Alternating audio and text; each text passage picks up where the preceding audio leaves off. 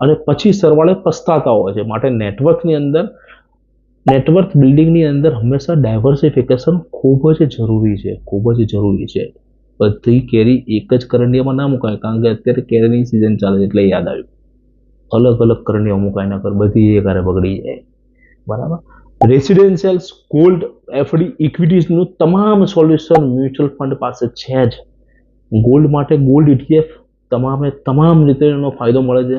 Physical સાચવવાની ઝંઝટ નહીં, paper ઉપર જ જે ભાવ વધે એનો ફાયદો સીધો. ટેક્સેશન પોઈન્ટ ઓફ વ્યૂથી પણ ઘણું ઓછું ટેક્સેશન છે એની અંદર. ઇઝી લિક્વિડિટી, ઇઝી સેલિંગ કરી શકાય.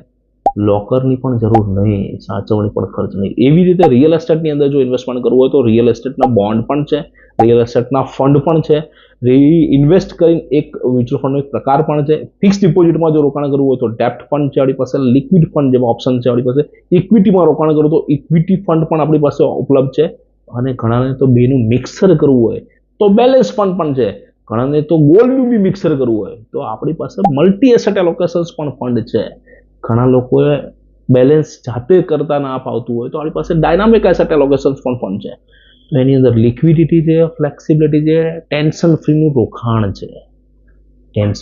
રોકાણ છે. તો કેમ મ્યુચ્યુઅલ ફંડનો આપણે સહારા ન લઈ શકીએ ભાઈ?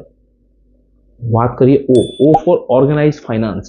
લોકો આડેધડ ખર્ચો કરે છે, આડેધડ કમાઈ પણ છે, આડેધડ ખર્ચો કરે છે, આડેધડ કમાઈ પણ છે, પણ આડેધડ જીવન જીવે છે.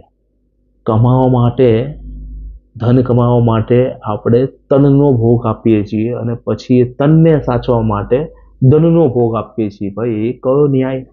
એની કરતાં બંનેનું બેલેન્સ કરીને જીવન જીવો ને.